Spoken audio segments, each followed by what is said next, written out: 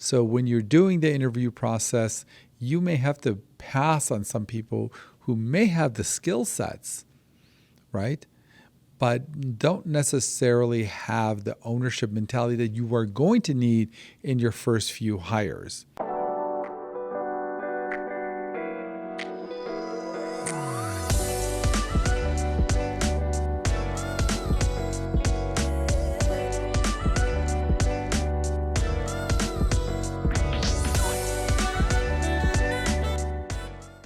Hi, welcome to another episode of Baktari MD. And this season, we're going to be doing Crash CEO School, where we teach you and go over strategies to make your business grow and make you a better leader. In today's episode, I want to talk about something that everybody has to face when they start their business, which is how to survive their first year in business. Now, I'm not going to cover the standard stuff like make sure you don't run out of cash, make sure you have a good business plan, make sure you have a good business that you're picking, because we've covered some of that before. I want to talk about just general tactics that everyone has to do, assuming you've picked the right business, assuming you're not going to run out of cash, assuming you have a great idea, and assuming you're the right person for it. But still, there are certain things you need to know about that first year. It's almost like having a baby. Nobody knows what that first year is like until you go through it. Read all you want and have some ideas. But that first year of being a parent, for example, is unique. You realize how much your life has changed. You realize there's responsibilities. You can't do maybe everything you thought you could do, in your time off. Maybe you realize you wouldn't have that much time off. It's always different than what you think. So I can't necessarily kind of make you experience it because you have to go through it yourself. But to the best I can, I want to prepare you for some challenges that first year will present. Again, not including running out of cash or having a bad idea or having too much competition or not having a good business plan to execute. We're assuming you have all that. But there's still some other things you really need to know. So the first challenge that I think very few people will talk about, and I think you're probably going to hear it in this channel for the first time, is your first year or maybe longer is a period that's unique.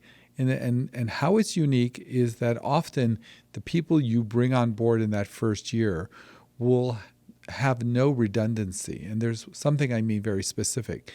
Often in the first year of a life of a business, the positions that are created, there is no redundancy. If you go to a business that's been around for 10, 15 years, you go to the marketing department, there's 10 people in the marketing department.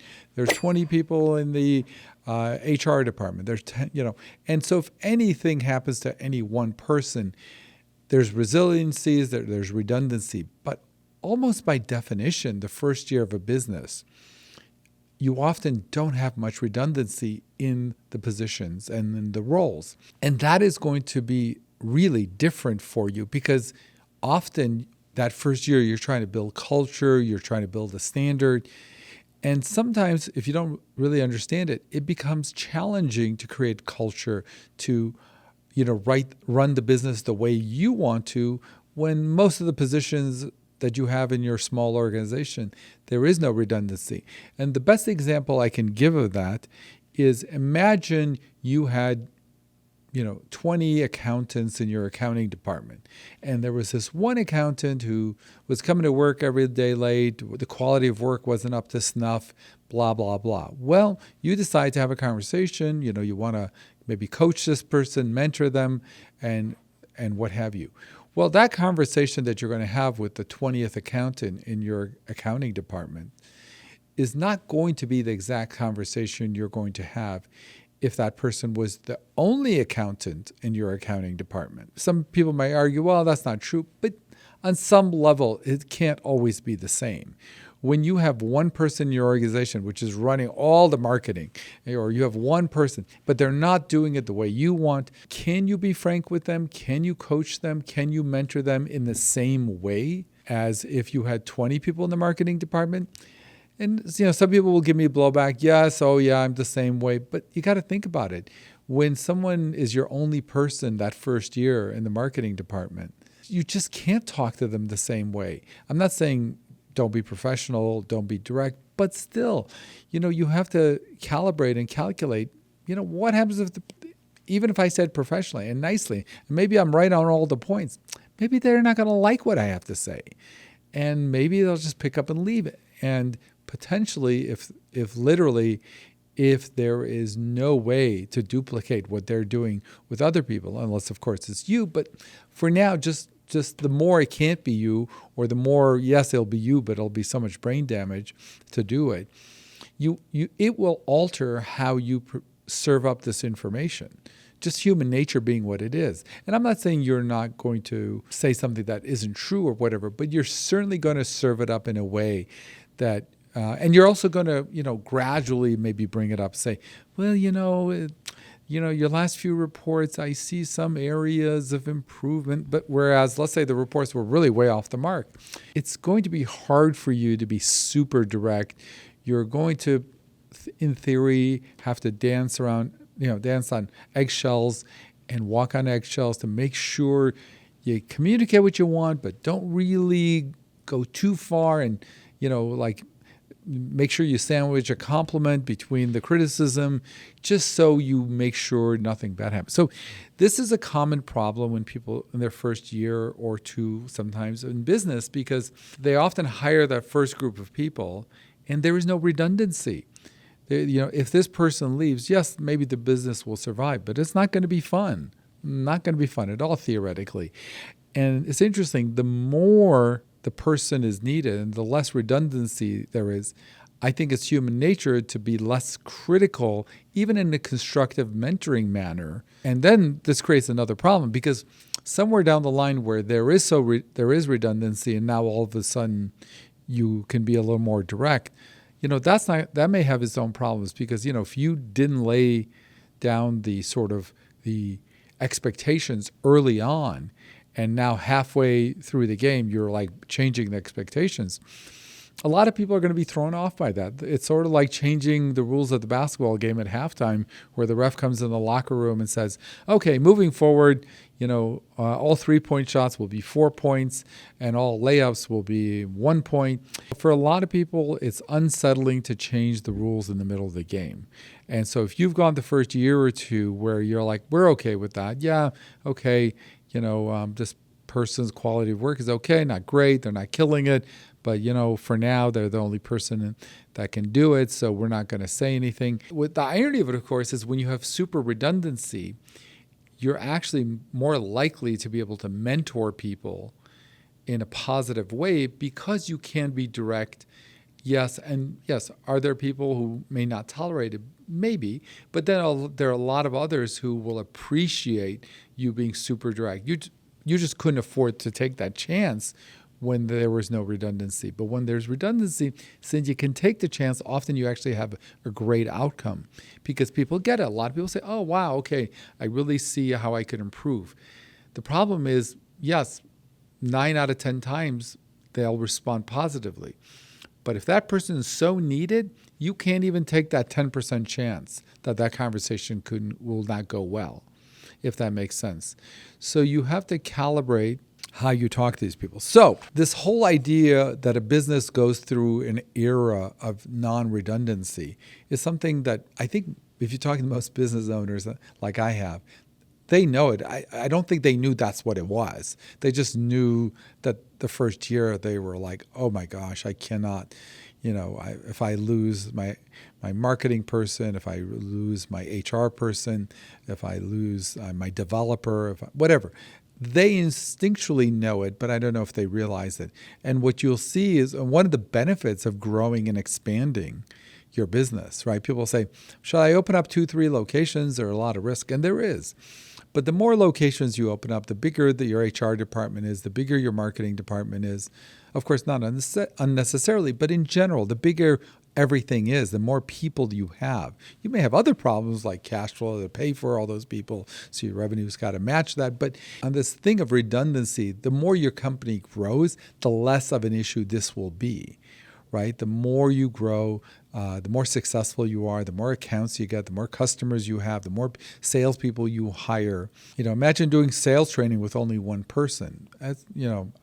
How much can you really, how much critical feedback can you give your sales staff of one, right? But if you have 20 people in your sales department and one person really needs constructive feedback, it's going to be so much easier to give that constructive feedback because there's 19 other salespeople. So you can just be direct, honest, professional, nice, and yes, there's a chance they won't take it well, but there is also a great chance that they'll really appreciate it. But now you can at least, afford to take the chance, right? Because, okay, 10% they don't take it well. I'm okay with that. You may not be okay with that when they're your only salesperson. So now we want to talk about really what strategies you can use to deal with this first year, or I call it the era of non-redundancy. I don't think anything's going to necessarily make that era go away, but there are certain strategies you can use to mitigate some of this, if you get where I'm going with that. So the first thing is hiring. You have to, especially early on, your first 3, 4, 5 hires have to be people who are not just going from one job to another and expect to clock in and clock out. You have to hire for ownership. I've done some other videos that you can look at about what it means to hire for ownership, what it means to find an owner. On your 100th employee, it won't be that critical to hire for ownership, that ownership mentality. But I promise you, in your first, second, third, fourth, and fifth, it will be critical. So when you're doing the interview process, you may have to pass on some people who may have the skill sets, right?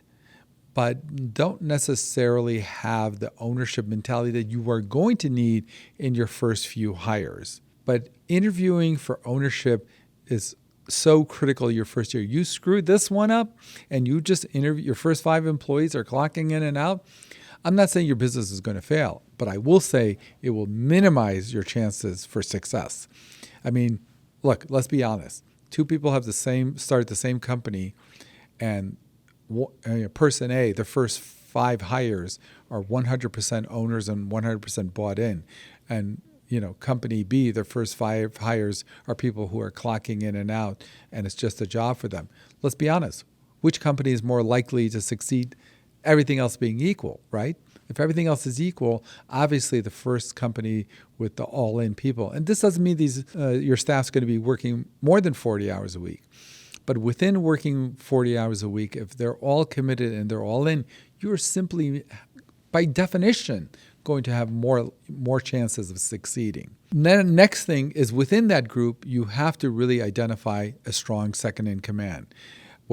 And, usually when a company is small, there's no title for that, right? But you just need someone, because the whole idea of having someone who's a good second in command is you can't think of everything, and you need more than yourself as a fail-safe. They say the buck stops with you, right? But in theory, if there was 1, 2, 3, 4 more people as your company grows, that the buck also stops with them. And you may miss something, but as you develop more leaders in your organizations, they will catch what you're missing. And again, that doesn't necessarily mean you're going to be a failure or a success. But all things being equal, if more people are catching things that fall through the cracks, the more likely your company is to be successful, right? So you really need to develop the second, third, and fourth person as you're going through this period, especially in this period of non-redundancy, to help you, because you're human, you're only one person, you're only awake, 16 hours a day. You can't catch everything. Okay, you can't see what fell through the cracks. And if you have other people looking for you as well as you, it's statistically going to increase your chance of your company being successful, if that makes sense. Next thing I want to tell you is learn every position. When you have no redundancy, if the chef quits, you better know every recipe, right? Metaphorically. Maybe later on when you're the CEO of 500 employees or 100 employees, okay, maybe you know nothing about what's going on in the marketing department, maybe. Just get the reports, whatever. But I promise you, in your first year, when there's no redundancy, you better be as good as marketer as the person you're hiring. You better know as much as they know. You better know the software as well as they do, because in a pinch, you may be the marketer.